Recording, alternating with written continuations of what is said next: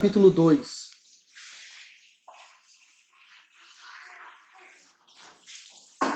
Apocalipse 2, do 1 ao 7, que diz assim: Ao anjo da igreja em Éfeso escreva: Essas são as palavras daquele que tem as 7 estrelas em sua mão direita e anda entre os 7 candelabros de ouro.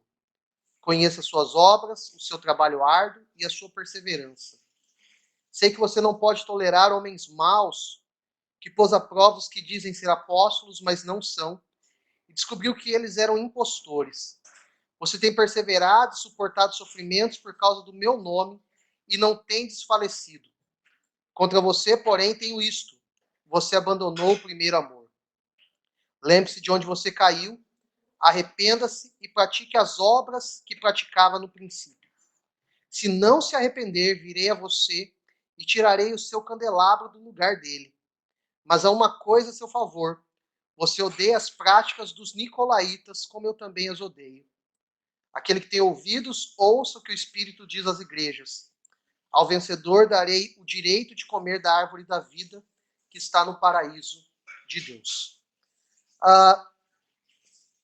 Nós falamos na semana passada que o apóstolo João começou a receber uma mensagem da parte do Senhor e entregaria essa mensagem para a igreja, para as 7 igrejas da Ásia Menor. Essas igrejas, a primeira que recebe a sua mensagem é Éfeso. E Éfeso era uma cidade importante naquela época, naquele tempo. Era uma cidade comercial e era uma cidade também muito mística. Por exemplo, você deve lembrar que lá em Atos, eles experimentaram uma situação muito específica, lá no que diz respeito à idolatria e coisas nesse sentido. Além disso, Éfeso é uma das poucas igrejas que nós temos relato de 3 pastores no seu período bíblico. Paulo fundou a igreja, Timóteo, que foi um dos sucessores de Paulo lá em Éfeso, e também o próprio João, também pastoreou Éfeso durante um tempo. Então, Éfeso era uma cidade importante, que teve pastores importantes e localizada numa região importante, uma rota comercial. Quando a gente começa a olhar um pouquinho para as cartas, para as 7 cartas, você vai perceber o padrão, e esse é um padrão para você entender as cartas ao Apocalipse. Ela tem um destinatário, geralmente é para o anjo da igreja, o pastor. Ela tem uma apresentação de quem é Jesus. Então, destinatário e apresentação sempre vai ter. Sempre. Nas 7. Destinatário e apresentação. Depois disso, ela tem um elogio. Algumas igrejas recebem elogio, outras não. Depois do elogio, você tem uma crítica. Algo que eles estão fazendo de errado. Novamente, algumas recebem crítica, outras não. Depois disso, você tem uma instrução de Jesus. Façam isso, não façam aquilo. Ajam assim, não ajam assim. E por último, há uma promessa. Então, se você quiser entender as cartas ao Apocalipse, basta você ir lá com o papel depois e fazer um rascunho. Destinatário, apresentação, elogio, crítica, instrução, promessa, que você vai entender as 7 cartas de uma maneira muito clara e bem simples para a nossa compreensão, para a nossa edificação e para o nosso raciocínio lógico. Mas tem 2 detalhes que eu preciso falar a respeito das cartas. O primeiro é que essas cartas ao Apocalipse, elas são atemporais. O que isso significa? Isso significa que ela serve para todas as épocas e para todas as situações. Quando ele recebeu essa mensagem, ele não estava especificando um período histórico de uma igreja. Ele estava escrevendo para uma igreja específica num período histórico. Quando essas igrejas deixaram de existir, e as 7 igrejas do Apocalipse não existem mais, mas enquanto elas existiam, elas usavam essa mensagem. Mas elas transcenderam essas igrejas locais e entraram e fizeram parte do cânon bíblico. Então elas deixaram de ser de um período específico da história e passaram a ser atemporais. E limitar ela, dizer assim, ela é um período histórico da igreja, isso, aquilo, outro, é limitar o poder da mensagem que ela tem para nós. Porque elas têm uma mensagem ainda hoje, para a igreja de hoje, para os tempos de hoje e para nós que vivemos nos dias de hoje. Segundo, todas as cartas são pedagógicas. Eu não sei quantos de vocês experimentaram a época de escrever carta ou não, mas a minha mãe, quando eu tinha uns 6 anos mais ou menos, 5, 6 anos, ela dava aula em Francisco Morato. E eu e o meu irmão estávamos aprendendo a escrever. E daí o meu pai fazia eu e o Silvano escrever uma carta para ela. E era uma carta de criança, então normalmente era um eu te amo, assinado eu, para colocar junto com a carta que ele escrevia para mandar para minha mãe. Só que normalmente essas cartas eram umas cartas mais sentimentais, né? Quando nós olhamos para as cartas do Apocalipse, elas são cartas pedagógicas, elas têm instruções, repreensões, correções, elogios, ela tem coisas para nos ensinar. Então, quando nós entendemos a lição que ela tem para nós tiramos ela daquele arcabouço histórico, teológico, e trazemos propriamente para a nossa vida. Então, por que nós estamos meditando em Apocalipse? Por que nós estamos meditando nas 7 cartas às igrejas? Porque essas cartas são atemporais e porque elas são pedagógicas. Jesus deseja falar algo ao meu e ao seu coração. Jesus deseja tratar algo no nosso interior que precisa ser moldado, que precisa ser modificado, que precisa ser transformado. Algo que ele deseja falar que ninguém mais pode falar, e somente ele. E é interessante a gente pensar nisso, porque no começo ele diz assim: estas são as palavras daquele que tem as 7 estrelas em sua mão direita e anda entre os 7 candelabros de ouro.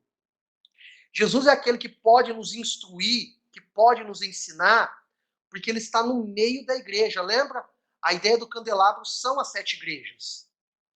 Então, Jesus pode nos falar porque ele continua andando no meio da sua igreja. Ele continua presente na história. Isso pode soar um pouco estranho para alguns ouvidos, talvez não iniciados na fé cristã, mas Jesus verdadeiramente se faz presente quando nós estamos reunidos. E mesmo que nós estejamos à distância um do outro, aqui tem uma galerinha um pouquinho maior.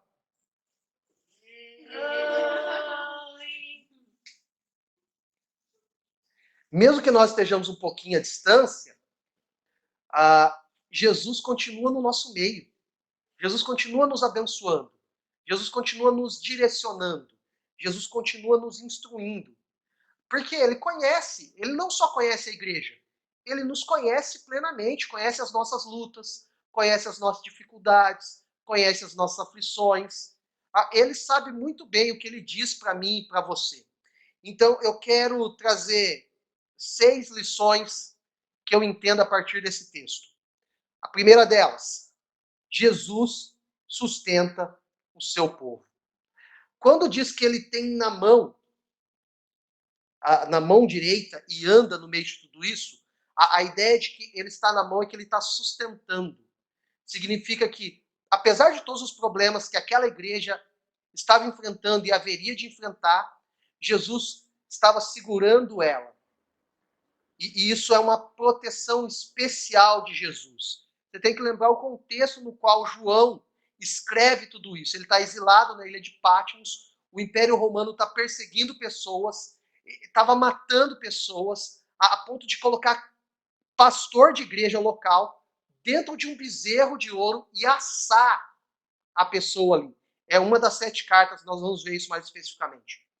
Mas quando a gente olha para tudo isso, Roma estava perseguindo, o mundo estava perseguindo, mas a mensagem de Jesus, de um sustento de Jesus para o seu povo, trazia alento para aquelas pessoas. Se essa mensagem não traz alento ao nosso coração, nenhuma outra mensagem traz. E não é aqui tentar trazer uma palavra que venha somente consolar o nosso coração. É garantir que Ele cuida de nós, que Ele está ao nosso lado, que Ele nos protege, que Ele nos guarda. Uma música do Baruch diz que a tua forte mão guarda os meus dias. E daí a música continua, mesmo sem te ver, eu pertenço a ti. Então, quando eu estou pensando nisso, eu estou pensando nesse sustento de Jesus, dessa mão de Jesus que nos acompanha, que nos fortalece, que nos guia, que nos ampara, que mesmo quando a gente chora, ele se faz presente, mesmo quando as perseguições, as lutas, as dificuldades da vida, mesmo quando elas são tamanhas, fortes, e nós pensamos que nós não conseguiremos, ele garante que nos sustenta. Mas ainda pensando nisso, você tem uma segunda lição aqui que eu acho que é importante. Jesus conhece a igreja. Nós já temos falado um pouquinho disso, mas repetir isso é importante. Não é só conhecer liturgia da igreja. Não é só conhecer a igreja no sentido assim, a gente canta, canta, canta, ora, ora, ora, prega, prega, prega e vai embora. Isso daí todos nós conhecemos. Significa conhecer na particularidade, conhecer nos mínimos detalhes, conhecer na hora e nas circunstâncias que ninguém mais observa. Isso significa que ele nos conhece como ninguém. Você tem um tríplice qualidade de Jesus, um tripé das qualidades de Jesus. Ele é onipresente, onipotente e onisciente. O fato dele ser onisciente significa que ele sabe tudo a respeito da igreja. Ele conhece a igreja. Ele conhece os caminhos nossos e os caminhos da igreja. Ele sabe na onde a igreja está passando. Ele sabe o que a igreja está passando. Ele sabe as dificuldades no entorno da igreja. Ele conhece muito bem as lutas que nós temos enfrentado. A Bíblia vai apontar 4 coisas desse conhecer Jesus. Ele conhece o labor.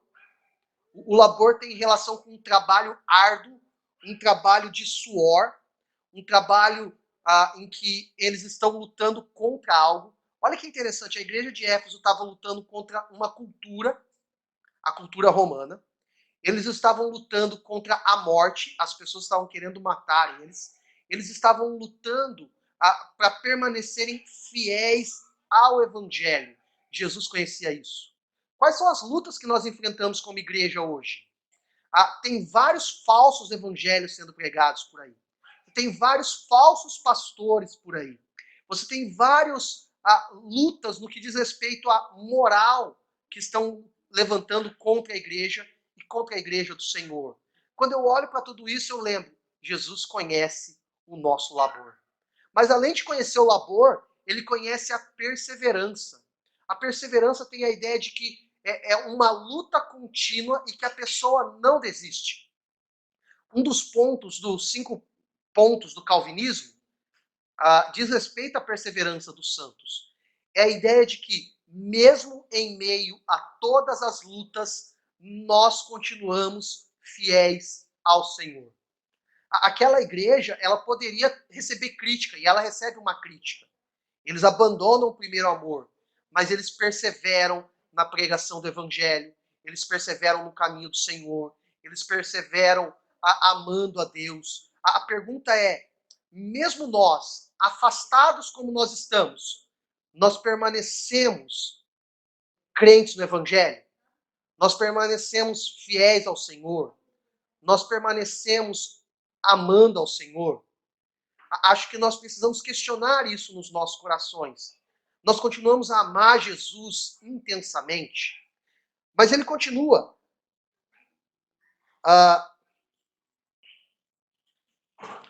Nossa, eu escrevi algo que nem eu sei.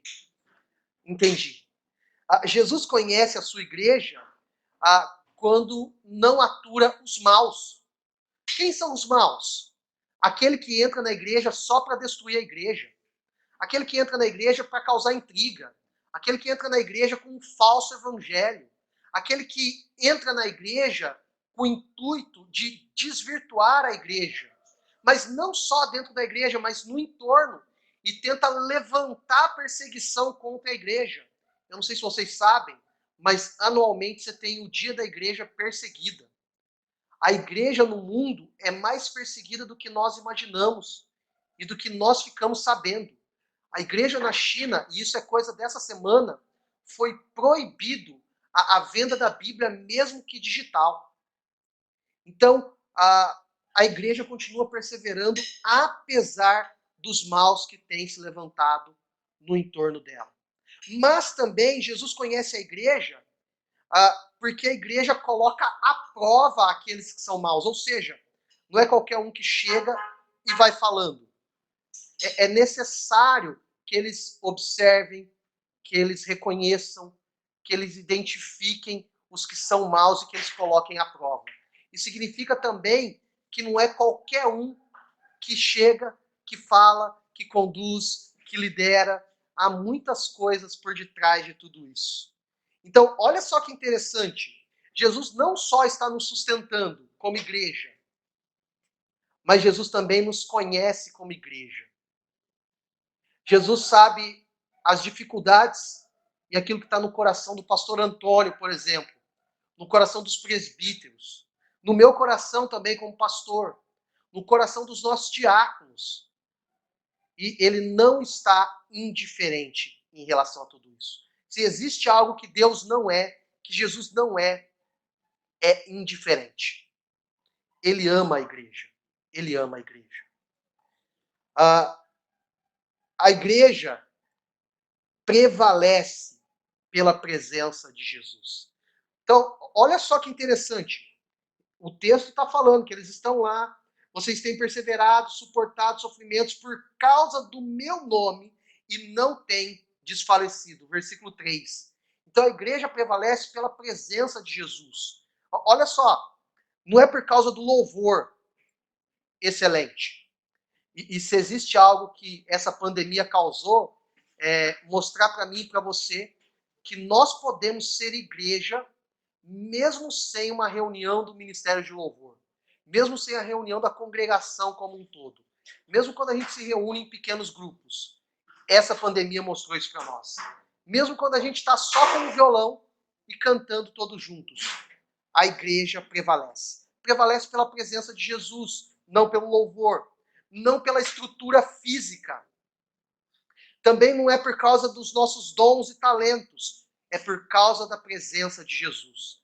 Jesus está no nosso meio, por isso que a igreja continua e permanece. Jesus está com você, Jesus está comigo, por isso que há sustento da parte dele para com as nossas vidas.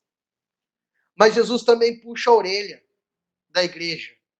E ele diz assim: vocês precisam voltar às práticas das primeiras obras. Existe um detalhe muito interessante e que às vezes nós esquecemos. Há uma tendência minha, você, a nos acostumarmos com o sagrado. O que isso significa?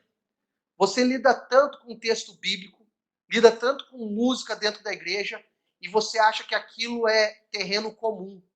E você pensa assim, eu vou continuar assim e vai dar tudo certo. Não, nós precisamos voltar constantemente às primeiras obras. As primeiras obras têm a ver com fervor, tem a ver com intensidade, tem a ver com entrega, tem a ver com renúncia de nós mesmos para vivermos plenamente um evangelho genuíno. E olha só que interessante, Jesus elogiou a igreja primeiro e depois criticou. Essa igreja estava abandonando essas primeiras obras. E talvez nós precisamos reconhecer no nosso coração quais eram as nossas primeiras obras que nós temos abandonado. Talvez antes nós orássemos mais, talvez antes nós evangelizávamos mais, talvez antes nós líamos mais a palavra de Deus. Acho que nós precisamos sondar o nosso coração, sondar a nossa mente, sondar o nosso interior e perceber um pouquinho melhor isso. Essa igreja odeia heresias. A igreja de Éfeso odeia heresias. Odeia ensinos contrários à palavra de Deus. Isso é heresia. E há um combate a heresias. Eu tenho duas coisas a falar sobre isso. Primeiro, nós como igrejas precisamos permanecer na sã doutrina, na ortodoxia correta, na prática bíblica coerente e correta. Segundo, nós precisamos combater tudo aquilo que é falso e que tem aparecido nas igrejas por aí. Então, quando nós pregamos, quando nós falamos o evangelho, a nossa intenção é absolutamente essa: pregar aquilo que é correto para combater aquilo que é errado e equivocado. Eu tenho um último ponto, antes das aplicações, lógico, né? há promessas que não falham. Quando Jesus fala, quando Jesus ensina, quando Jesus instrui, quando ele apresenta a mensagem, ele fala de uma promessa. Ao vencedor darei o direito de comer da árvore da vida que está no paraíso de Deus. Aqueles que perseveram até o final, que voltam às práticas do primeiro amor, que tem Jesus como centro da sua vida, no final, eles vão comer da árvore da vida. Mas eu tenho uma má notícia para vocês. Essa má notícia consiste de que você, pelo seu esforço próprio, não consegue viver e experimentar tudo isso. Você pode lutar, você pode tentar, mas você não vai conseguir. Só tem uma pessoa que foi capaz de fazer tudo isso e permanecer até o fim. Esse alguém é Jesus. Por isso que aquele que está em Cristo é nova criatura. Por isso que somente nele as coisas velhas ficam para trás. Por isso que só nele nós somos justificados. Porque é só a partir da nossa vida nele que nós podemos experimentar isso.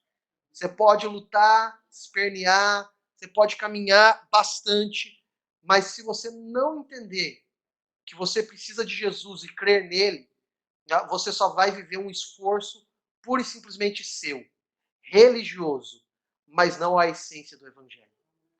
Então eu quero desafiar você a crer nesse Jesus que te conhece, que te sustenta, que te elogia, mas que também te critica. Mas esse Jesus que venceu, para que nele você possa vencer também. Então eu quero caminhar para o final com 3 aplicações. 3 aplicações. A primeira delas, eu e você precisamos ser fiéis em meio ao mundo estranho. O mundo que nós vivemos é bem estranho. Coisas que eram rejeitadas alguns anos atrás são aceitas hoje. A moralidade está estranha, né? O que é moral para um é amoral para outro. E parece que nós vivemos também num mundo bem egoísta, bem egocêntrico. Quando eu começo a pensar tudo isso, eu começo a pensar que nós vivemos num mundo bem estranho. Num mundo estranho como esse, seja fiel. Seja fiel. Segundo, eu e você precisamos voltar ao primeiro amor. Voltar ao primeiro amor. Essa é a única hora que Jesus fala assim, se arrependam. Se arrependam. Ele repete isso 2 vezes só nessa carta. Ele usa a palavra metanoel, que significa mudança de mente, ou uma recalchutagem do coração. E significa que voltar ao primeiro amor implica em arrependimento e não em sentimento. É uma mudança de postura e não somente daquilo que nós dizemos. É uma mudança de atitude completa. Isso que é voltar ao primeiro amor. Para a gente encerrar, terceira e última aplicação, nós precisamos continuar no caminho. Continuar no caminho, mesmo em meio ao sofrimento. A nossa jornada não acabou. A nossa vida aqui não acabou. Não é essa pandemia que está encerrando a nossa história. Muito pelo contrário. Eu e você ainda viveremos muito, absolutamente muito por aqui. E nós temos que seguir no caminho que ele trilhou para nós seguirmos. Como povo, como igreja, como pessoas que amam o Evangelho de Cristo. Amém? Eu quero orar por você e com você. Feche teus olhos. Senhor, eu quero te louvar e te agradecer por esse tempo aqui. Que a tua mensagem tenha entrado em nossos corações. Que esse tempo que nós estamos vivendo de pandemia seja abreviado pela graça e misericórdia do Senhor. Mas que nós saiamos desse tempo aprendendo a como viver e como ser igreja. Aprendendo a como ter Jesus como centro da nossa vida e história. Entendendo que nós só podemos viver e caminhar a partir desse relacionamento contigo. Nos ajuda, porque nós somos plenamente dependentes do Senhor. Não é no nosso esforço, não é na nossa habilidade, nem no nosso conhecimento. É na ação do Teu Espírito Santo. E é nele que nós oramos e agradecemos. Amém. E amém. Não caiu? Não caiu.